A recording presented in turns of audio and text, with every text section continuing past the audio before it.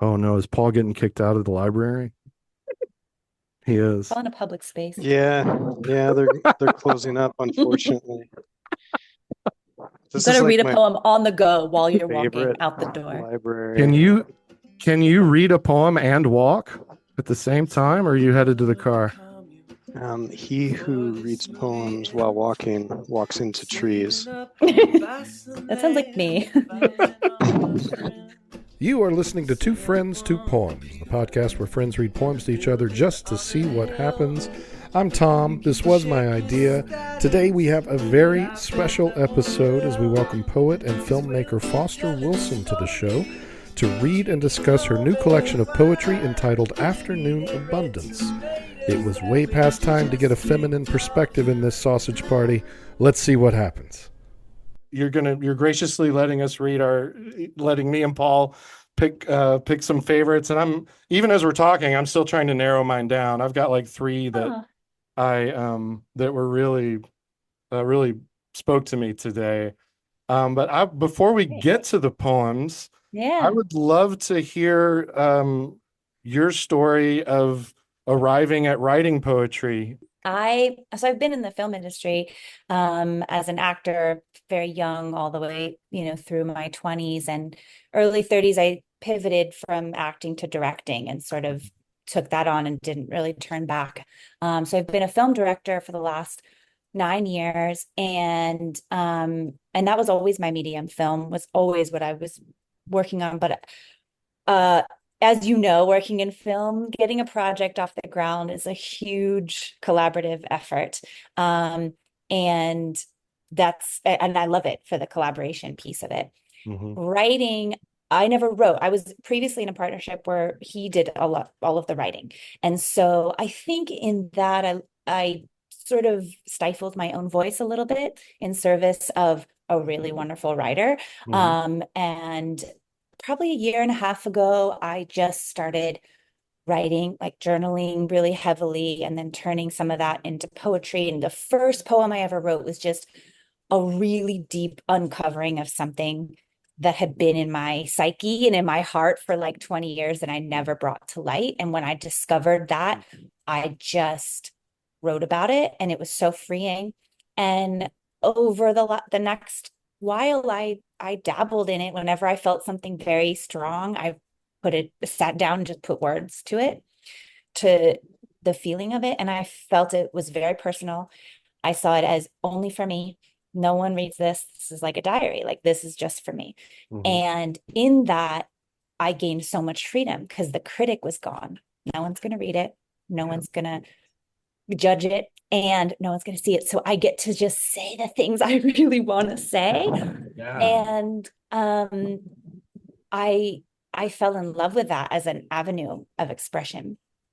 Top of this year, I met my current partner, and he was really inspiring in terms of output of music and how his creative habits were really strong. And it inspired me to be like, well, what if I just sit down every morning Mm-hmm. with no plan other than to put on paper, Mm-hmm. words, Yeah. and embrace the terrible and the awful and the ugly. And it was scary, kind of, because you just thought you weren't gonna, I just thought I wasn't gonna have anything good to say anymore. But it wasn't really true. And over the course of the next like 6 months, I just poured out so much material and I began sharing it. Um, the plan is actually, I have 3 books coming out. This is the first one, and the other 2 are finished. They just have to go through the publishing process. So in probably a year's time, all 3 will be out. Um, yeah, and I was saying to someone earlier about the process of, I need to keep the free process, the Yeah. freeing element of it. So when I write, I still write as though it's a diary, and that nothing has to come out ever. Um, so that later I put the critic hat on and I go, do I feel safe putting this in the world? Is Mm. this good enough? Is this something worth sharing? But that critic hat doesn't get to come in the door when I'm in the creative flow. Just they're just not allowed in. It's funny, when I went to publish this book, it some I thought of it as um fiction, and the category is always poetry always comes under nonfiction. And I'm like, Right. Oh it's no. scary. Yeah, What? absolutely. Sometimes I'll write from my daughter's perspective, Right. or my mother, or I do preface when I gave my book to my daughter, who's 11, I did preface it by saying, listen, this is what I feel in one brief moment in time. And none Right. of it is real or everlasting or permanent. Because there's all kinds of things in there, and some of it I still resonate with and some of it I don't. I just don't want her to hold on to like, this is the truth about like, my mother always feels this way. Mm-hmm. You speak about inner child, and I think of a lot of it is, there is inner child work in there. I think of it like shadow work, which is similar, like Mm. these shadow selves of parts of me that I didn't want to, I always shut away, Mm-hmm. the anger and the shame and the vanity and all of these ugly truths that were never allowed out. They Right. began to have space in poetry because it was safe for them without, repercussions. Mm-hmm. Um, and then I can really look at it and own it and go, yeah, that is a part of me. This is also a part of me. Love is also a part of me, right? Mm-hmm. So it's very much therapeutic. Yeah. Oh, that's awesome. Um, I refuse to give any tech companies any more of my money, so we're going to be cut off in like 8 minutes. So we need to read some Oh my poems. gosh. Okay, let's do it. Um, and I'll go ahead and kick us off if that's cool. So excited. Uh, this is on page 48, and it begins with "My daughter tells me." Mm. And Paul, you said you haven't heard this, you haven't read this one yet, right? I have not. Yeah, I'm Okay, excited to good. hear it. My daughter tells me there are three ways to pop a balloon.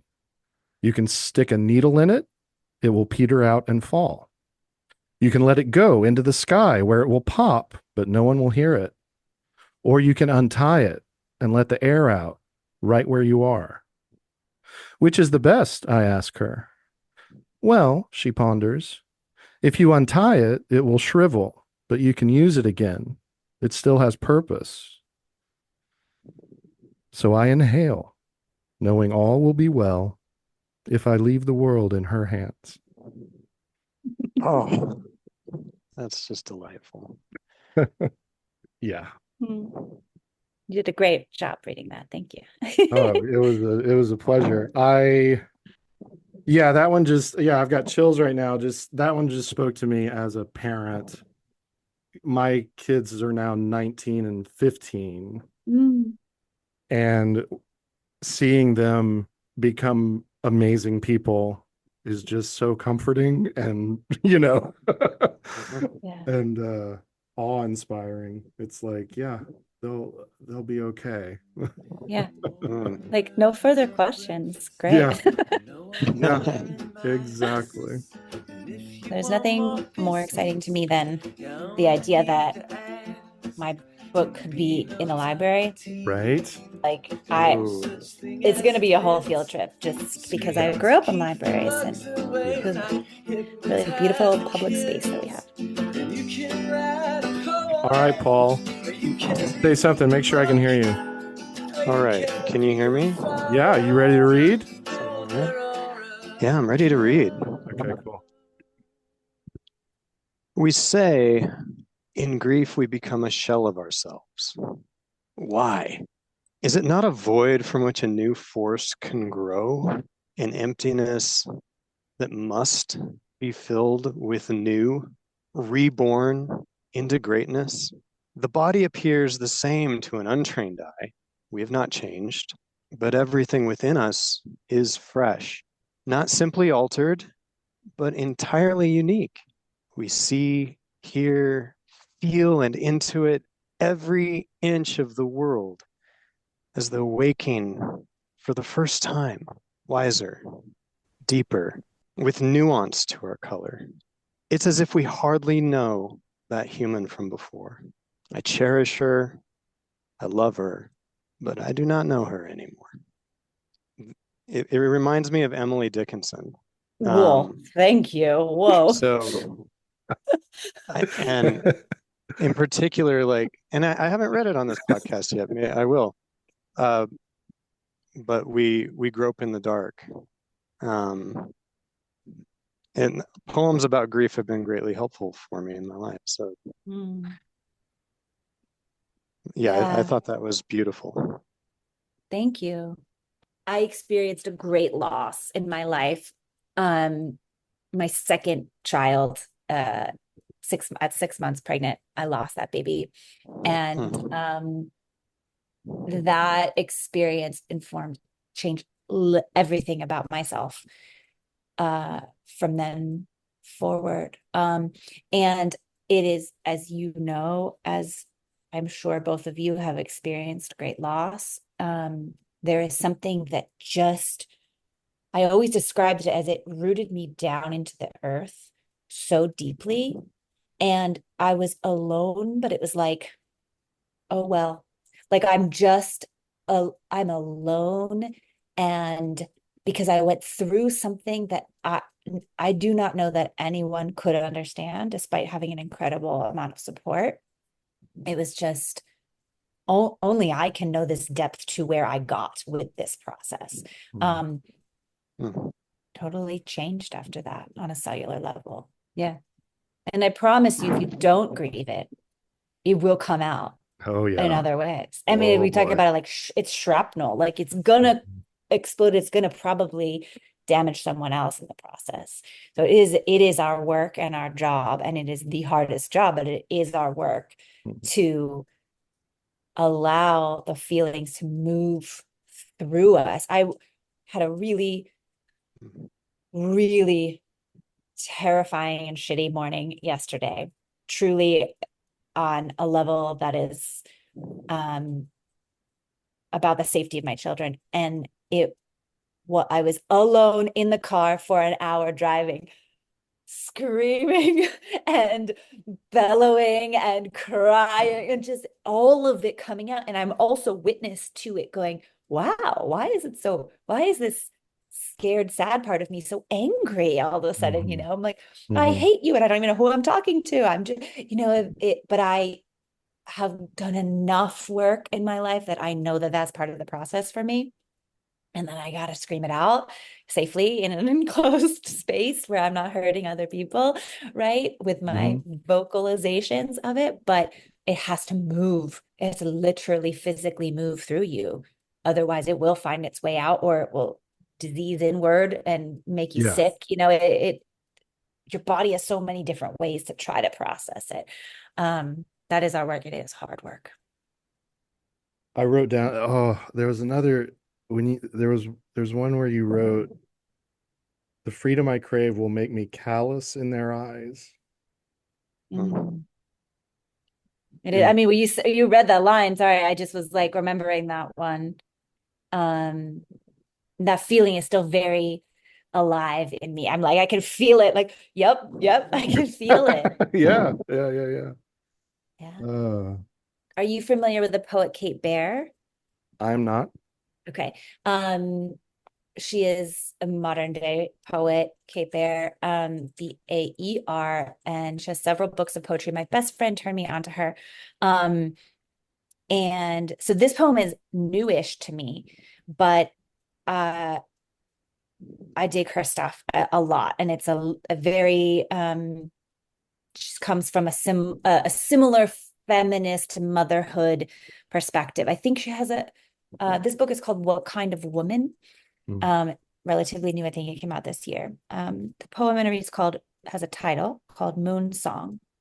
You are not an evergreen, unchanged by the pitiless snow. You are not a photo, a brand, a character written for sex or house or show.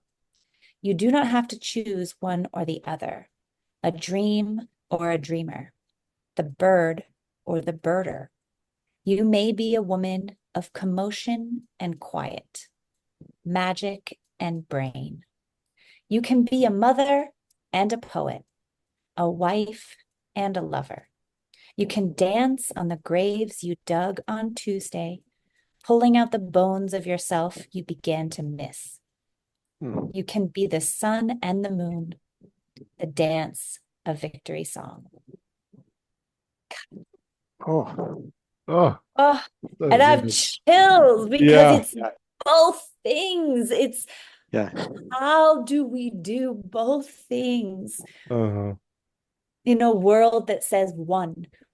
You may be one thing and one thing alone and stick to your one thing and don't come out of your box and don't rock the boat and don't Yeah. question authority and don't, right? And I've been toying with this idea of permission lately, giving myself permission. There's a wonderful book called Permission to Speak by Samara Baer. It's a nonfiction book about how to use your voice, Mm-hmm. and give the presentation and the public talk and all of the things. But it's just filled with, it's also a spiritual book. It's like full of permission to be, just to be, to take up space and all of that. And I love this poem of Kate's because it's sometimes mind-boggling to us to realize that we can have all of these different elements within ourselves and they can all have a time and a place and they can exist simultaneously. I love it. Because if we are all things, right? We are love and hate, and we are joy and beauty and fear and shame and all of these things. We are all of them. How could we not be? Like, we're here, right? But we have deemed some of them off limits, and it's not okay to be angry for certain people, especially. Right. It's not okay to be vain. It's not okay to be modest. It's that, you could pull any of those out, and there's somewhere along the way you might have learned, like, oh, I saw someone shamed for looking at themselves in the mirror too much. Don't do that. Don't do that. And then you hide that part away from you. And just like the grief, it comes and spews itself out when you don't want it to all the time. So Yeah. the shadow work is to bring those shadows into the light and say, yeah, you have a place here too. Thank you. You have a Mm-hmm. job here. You don't run the show, but you have a job here. Thank you. It's okay for you to be here. Just sit next to me, Mm-hmm. right? And to integrate those so that when we feel those things, we don't shove them back in the closet. You Oh, familiar with the term yes and from yes, I improv? am. Yes, and I Right. am. Yes, right. Yes. So that's it.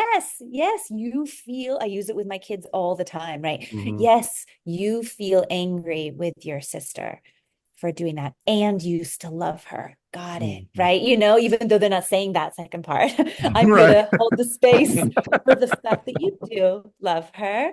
Yes. Um, and it makes you feel upset when she does that. Yes, and right. And we can do that internally too. Yes, you feel Mm-hmm. embarrassed that someone commented on something and you didn't mean it in that way. And yes, that's okay to feel embarrassed, because it's inner child work too. It's that little young part that was like, oh God, I did something wrong. Yeah. Yeah. You can be Amazing. commotion and quiet. Kate Mm-hmm. Baer says. I loved that. Love that. Yes. Uh, cool. Well, In our context, it's oh you yeah, can go. read something by Shakespeare, and then you can read a poem that you wrote. Yeah. Well, listen, what is the best way for people to, where would you prefer people buy your book? Oh yeah, you can buy books on Amazon, Okay. which is great. It's also on Barnes and Noble. It's also on my website, which is fosterwilson.com. The ebook is Kindle and Apple Books, and um, but I'm on Instagram at the Foster Wilson, and links to everything are there. That's pretty much the only social media I use, and I'm just really happy for people to explore it and figure out what it means to them. And again, I'm For always sure. curious, like, oh, this means this to you. Fantastic. Yeah. Especially if it's different than what I intended. I love that even more. The Mhm. interpretations are everything. So yeah, thank you so much for having me.